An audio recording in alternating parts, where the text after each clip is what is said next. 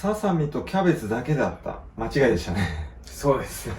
ちょっとうまく伝わってなくて、朝昼晩。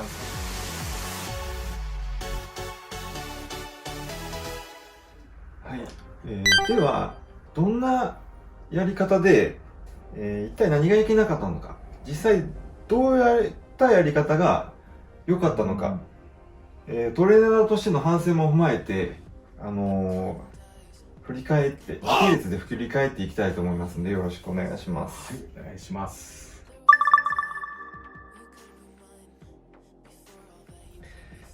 まずそれいっちゃうっていう内容なんですけど、145キロから110キロに自己流でダイエット、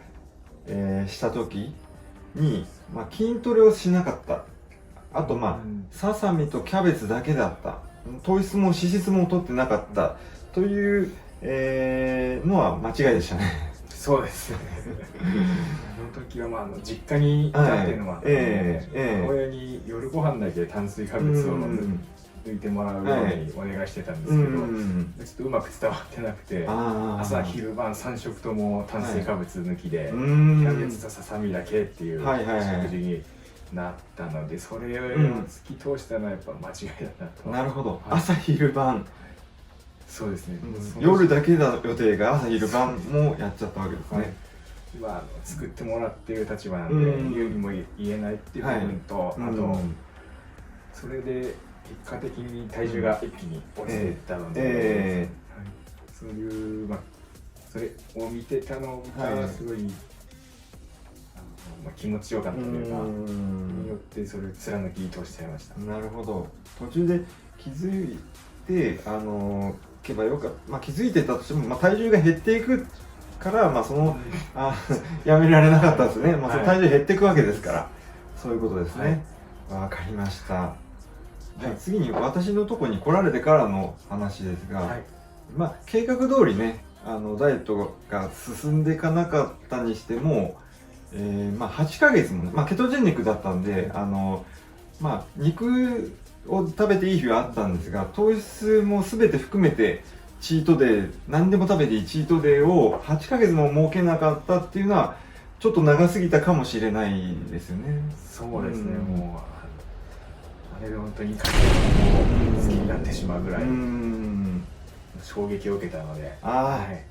そういうことですね。好きだったわけでもない菓子パンを狂ったように食べたわけですからね。そういうことですね。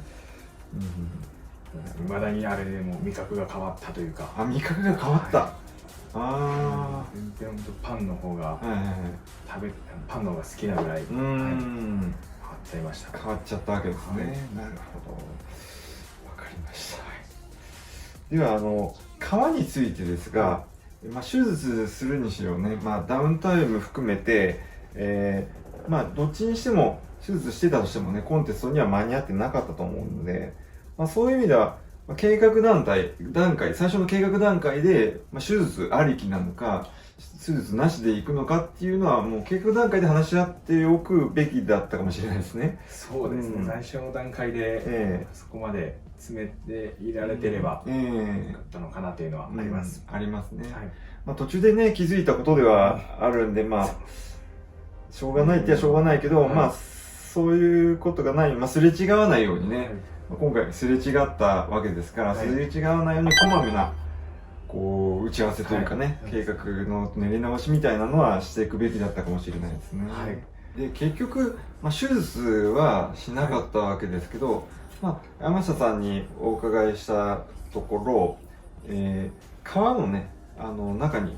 リバウンドした時に皮の中に脂肪がまた戻ってきたことによって、その時に吹くと擦れるって痛いっていうのを感じられたっておっしゃったじゃないですか。ってことは皮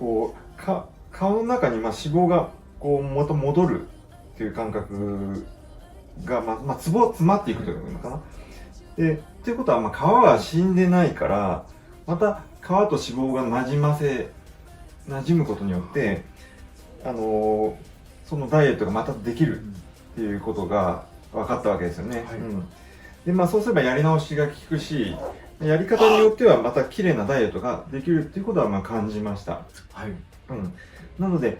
前回のね動画で語った硝酸にプラスしてこの脂肪が戻る皮がまた馴染むっていうね結果を踏まえて増減量を繰り返すことによってまた戻っていきながらっていう成功するっていう可能性を感じましたね。あとさっき聞いた話では、最近ね格闘技を始められたとのことで、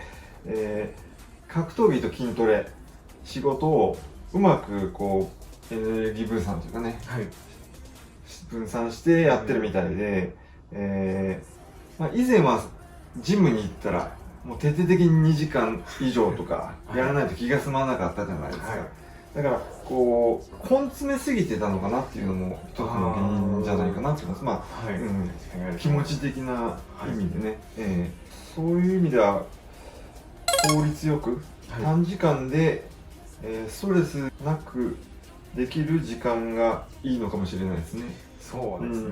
今なんかもう筋トレ30分できればいいやっていうぐらいの感覚でやってるので、そういうことですね。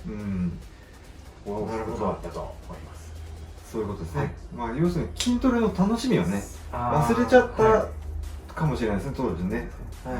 義務感みたいなものがなくなって、もう純粋に楽しんでやると思います。そういうことですね。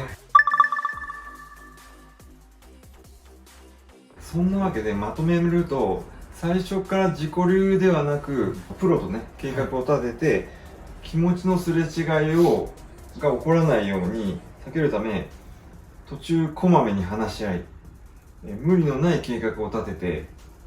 必要があればね年月をかけていく必要もあったのかなと。そうですね、でも今回の失敗から分かったことなんで、やっ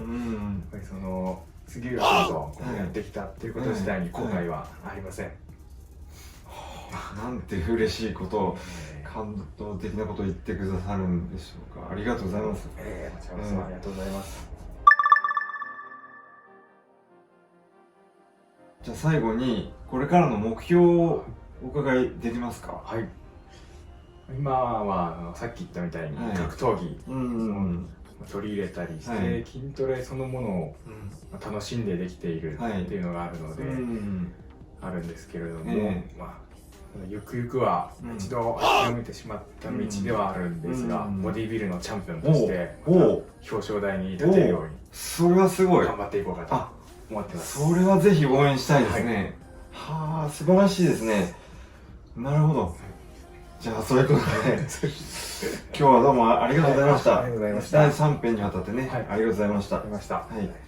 なお山下さんもね YouTube を始めたということなので、説明欄に山下さんの URL を貼っておきますので、そちらも注目してください。お願いします。今日はどうもありがとうございました。ありがとうございました。